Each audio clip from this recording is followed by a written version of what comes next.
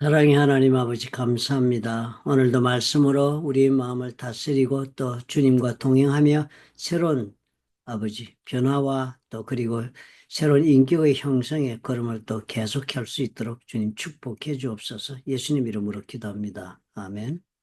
12월 17일 사무엘상 26장 13절부터 25절의 말씀인데요. 어, 다윗이 사울에게 쫓겨다니다가 사울을 조우한 경우가 두 번 있었습니다. 직접 사울을 만나게 된 경우입니다. 그랬을 때 사울은 다윗에게 목숨을 빼앗길 그런 위기에 처했지만 두 번 다 다윗은 사울을 살려보냅니다. 그렇게 살려보내는 두 번째 사건의 이야기입니다. 두 번째 사건은 사울이 다윗을 쫓다가 지친 모양입니다. 그래서 그날 해가 지어서 진을 치고 사울은 가운데 자고 아브넬이 그리고 또 백성들과 둘러서 사울을 보호하는 자세를 진을 치고서 그렇게 잠을 자고 있는 가운데로 다윗이 아비새를 데리고 들어가서 창과 물병을 사울의 창과 물병을 가지고 나왔습니다.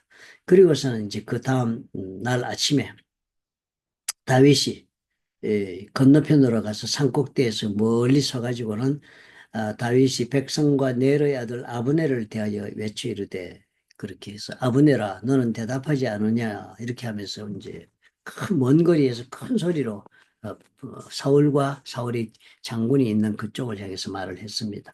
그러면서 아브넬이 네 왕 사울을 네가 잘 보호하지 못해서 네가 마땅히 죽을 죄를 지었다라고 얘기를 합니다. 그때 사울이 이제 다윗의 음성을 알아듣고 다윗아 내 아들 다윗아 이것이 내 음성이냐 하는지라 참 이 사울이 죽이려고 잡으러 다니면서도 지금 이 순간에는 아마 엄청 깨달았나 보죠. 내 아들 다윗아 그렇게 부릅니다. 또 이르되 내 주는 어찌하여 주의 종을 쫓으시나이까 하고 다윗이 그렇게 대답을 합니다. 그러면서 다윗이 이런 표현을 합니다. 여호와 앞에서 먼 이곳에서 이제 나의 피가 땅에 흐르지 말게 하옵소서. 이는 산에서 메추라기를 사냥하는 자와 같이 이스라엘 왕이 한 벼룩을 수색하러 나오셨음이니다. 지금 무슨 말을 하고 있습니까? 사울은 지금 일생일대 가장 중요한 일이라고 생각하고 다윗을 추적하고 있습니다. 그런데 다윗은 그 설명을 어떻게 하냐면 사울이 그 모습을 하찮은 일을 지금 하고 있는 것이다. 사냥을 나가서 메추라기 사냥하는 이 말이 됩니까? 그죠? 왕이 사냥을 나갔으면 큰 짐승 뭐 이런 걸 멧돼지를 잡든지 뭐 이래야 되는데 메추라기를 사냥한다. 또 이스라엘 왕이 한 벼룩을 수색하라. 참이 의미 없는 일, 왕의 채통에 맞지 않는 일, 이런 것을 한다. 했다고 해서 뭐 큰 일도 어떤 것도 없는 그런 일들을 지금 사울이 하고 있다라고 다윗이 지적을 합니다. 그러니까 이제 사울이 그 말을 듣고 내가 범죄하였다. 내 아들 다윗아 돌아오라. 그러면서 이제 전번 첫 번에 사울이 다윗의 음성을 듣고도 그냥 그렇게 다윗에게 막 인정하고 그리고 회개하고 이런 이야기를 하고 갔으면서도 두 번째 또 추적해서 하면서 이번에도 똑같은 말을 그렇게 하는 것입니다. 그러면서 이제 그래 사울이 그렇게 돌아오라. 내가 잘못했다. 그러니까 다윗이 대답하기를 오늘 왕의 생명을 내가 중히 여긴 것 같이 내 생명을 여호와께서 중히 여기셔서 모든 환란에서 나를 구하여 내시기를 바란다. 사울에게 무슨 말 합니까? 그러니까 당신 이제 나를 생명을 좀 살려주고 나 괴롭히지 말고 좀 당신 갈 길을 가세요. 이렇게 말하지 않고 사울에게 뭘 부탁하지 않고 오히려 다윗은 뭘 얘기합니까? 이 모든 광경을 통해 사울이 회개하고 뭐 이렇게 내 아들아 돌아오라 얘기하니까 하나님께 얘기를 합니다. 사울이 이야기를 나는 당신에게 내 목숨을 구하는 것이 아니고 내 하나님께서 내 목숨을 구해주는 걸 내가 바란다.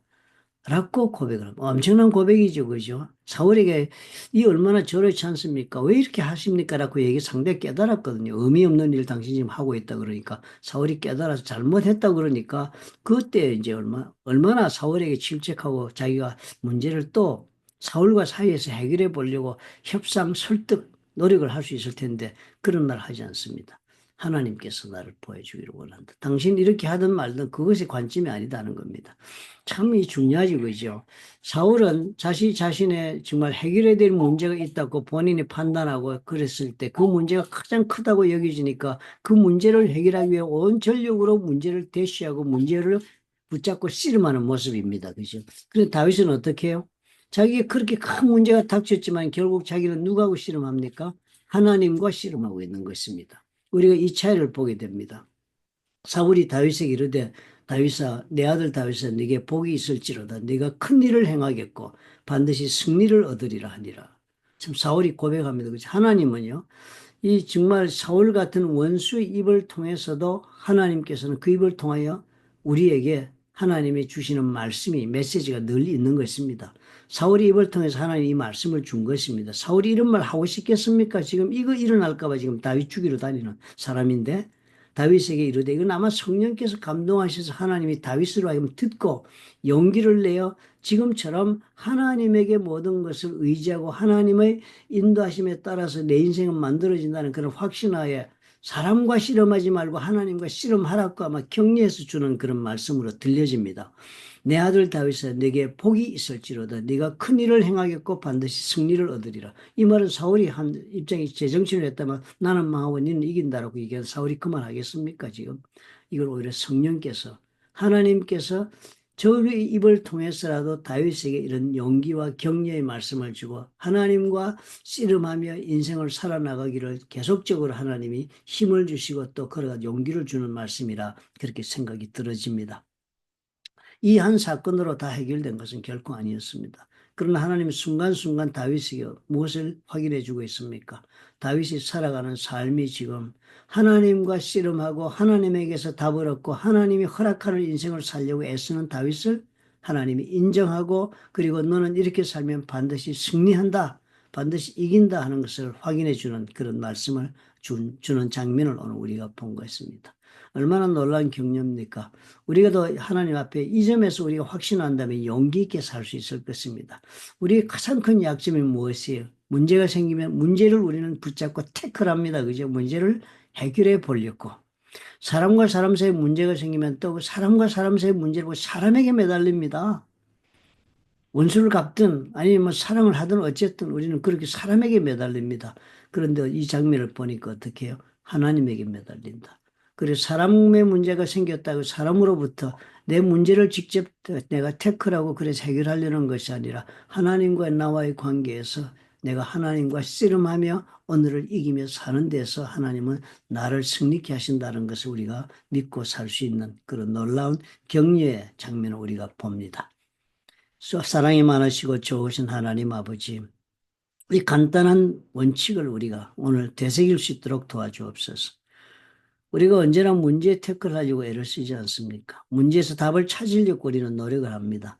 그러나 답은 하나님의 손에 있음을 우리가 잊지 말게 도와주옵소서. 그러므로 문제에 부딪혔을 때 우리는 기도할 수 있도록 도와주옵소서. 문제에 부딪혔을 때 말씀을 묵상할 수 있도록 도와주옵소서. 그래서 하나님께서 답을 주시는 그 방향을 따라서 걸어가면 결국 우리 주님이 주시는 놀라운 계획이 이루어지는 삶의 모습을 우리가 누리고 있음을 알게 될 것을 오늘 깨달았습니다. 주님 도와주옵소서.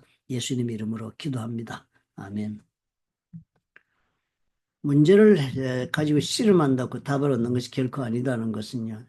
우리 정말 삶 가운데 놀라운 그런 깨달음입니다. 우리 교회가 제가 집사 때문에 1980년 3년도인가 우리 교회에서 처음으로 전도를 해가지고 한 분이 예수를 믿었습니다. 한국에서 이민을 와가지고.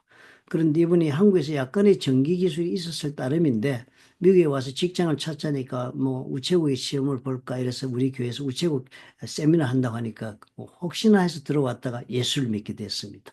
그래 직장을 구했는데요. 교회를 다니 예수를 믿고 직장을 구했는데 전기 기술자로 어플라이를 해가지고 한 공장의 전기 책임자로 채용이 된 것입니다. 그런데 어느 날 그 공장에서 못하고 고장이 났습니다.